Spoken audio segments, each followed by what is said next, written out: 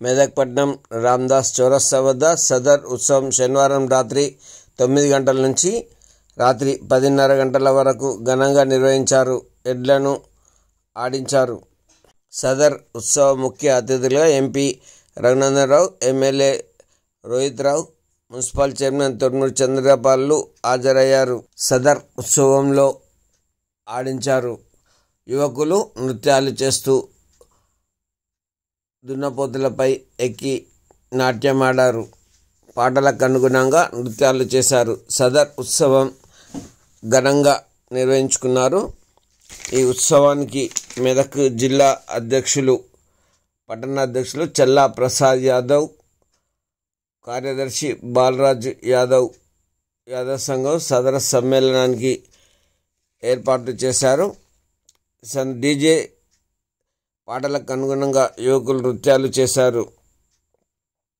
ఈ కార్యక్రమంలో Medak MLA doctor మెనంపల్లి Rohit రావు యాదవ్లతో కలిసి నృత్యం చేశారు. ఈ కార్యక్రమానికి బొంతు శ్రీదేవి, రామ్మోహన్, ఎడ్ల హరిబాబు, నర్సాపూర్ మాజీ మున్సిపల్ చైర్మన్ మురళీధర్ యాదవ్ తదితరులు పాల్గొన్నారు. తగిన ప్రాతినిధ్యం కల్పించవలసిందిగా నేను ఈ యొక్క వేదిక ద్వారా వారిని విజ్ఞప్తి చేస్తా ఉన్నాను. చట్ట సభలలో ఉన్ననాడే మన యొక్క గుర్తింపు లభిస్తుంది, మన జాతి గుర్తింపు లభిస్తుంది. మనం అన్ని వర్గాలను ప్రజల్ని ముందుకు తీసుకుపోయి మనం కూడా చట్ట సభల్లో మనము ప్రాతినిధ్యం పొందాల్సిన అవసరం ఎంతైనా ఉందని చెప్పి ఈ సందర్భంగా తెలియజేస్తూ, అంటే భగవద్గీతను ఆచరించాలి, పాటించాలి. అవసరమైతే స్కూళ్ళల్లో పిల్లలకి భగవద్గీతను పాఠ్యాంశంగా పెట్టాల్సినటువంటి అవసరం ఉంది. మా హరిబాబు అన్నాడు, మాకు అసెంబ్లీలో 4 కుర్చీలు ఇయ్యి, పార్లమెంట్ లో 5 కుర్చీలు ఇయ్యని. అది కాదన్నా, మీరు ఇంటింటికి భగవద్గీతను పంచితే మీ వాళ్ళే శ్రీకృష్ణుడై భవిష్యత్తులో ఈ జిల్లాలని, రాష్ట్రాలని, ఈ దేశాన్ని కూడా మీరే ఏలుతారు. ఆ దిశగా భావితరాలైనటువంటి యువకులను మీరు అందరినీ కూడా ఎంకరేజ్ చేయమని చెప్పి ఊర్లలో సామెత చెప్తాం, శివుని ఆజ్ఞ లేకపోతే శివ కూడా కదులుతుందా?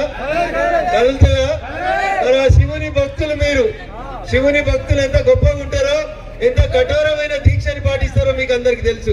అందుకని ఆ శివుని ఆశీస్సులు, ఆ శ్రీకృష్ణుని ఆశీస్సులతో భాగ్యనగరంలో 18 ఏళ్ల కింద మొదలైన సదర్ సమ్మేళనం ఇలా ప్రతి జిల్లాకి, భవిష్యత్తులో ప్రతి మండలానికి పాకాలని, ఆ దిశగా మా యాదవ సోదరులందరూ కూడా కృషి చేయాలని, ఆ శ్రీకృష్ణుని అండదండలతో యాదవ వంశం ఇంతింతాయి వటుడింతాయి అన్నట్లు విశ్వవ్యాప్తం కావాలని మనస్ఫూర్తిగా కోరుకుంటూ, హరిబాబు గారి ఆకాంక్ష నెరవేరాలని, ఖచ్చితంగా అది కేవలం సనాతన ధర్మ పరిరక్షణతోటి మాత్రమే సాధ్యమవుతుందని మీకు అందరికీ కూడా తెలియజేస్తూ, ఈ అవకాశం ఇచ్చినటువంటి వేదిక